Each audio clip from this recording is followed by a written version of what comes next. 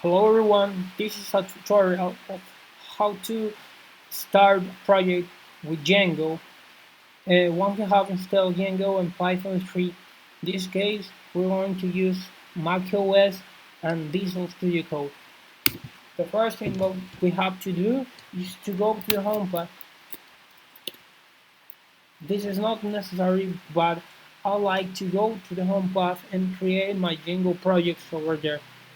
Um, the next thing that we got to do is create a folder that is going to contain a complete Django project. In this case, I'm going to write mkdir, the name of the folder, Django test. You can name it whatever you want. So we go to Django test. Inside of Django test, we don't have such a file. So right here we got to create two files, a virtual environment and our project. The first thing is create the virtual environment. We got to write Python 3 and then this means virtual environment and the name, in this case my vent. This is going to give us a folder that contains our virtual environment. And we go inside of that folder and we're going to activate the Python that is inside of this thing.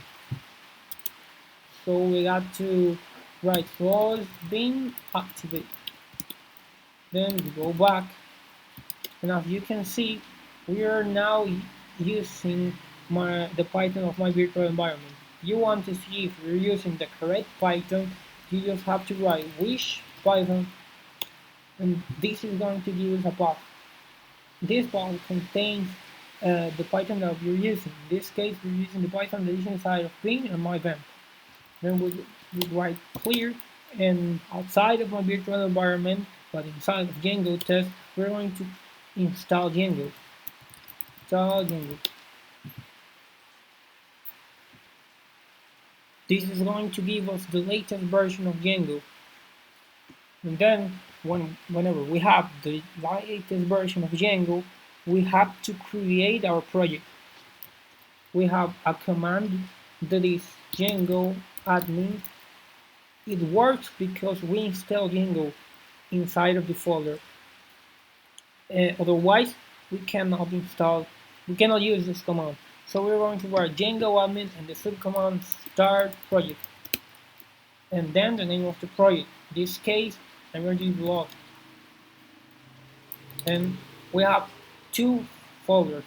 We go inside of blog. We have all the same, blog and manage by. Inside of this folder, blog, we're going to use the manage by. And we have to write Python manage by and one server. And this is going to give us the server of Python of Django. That's all. Then we have to do the whole project.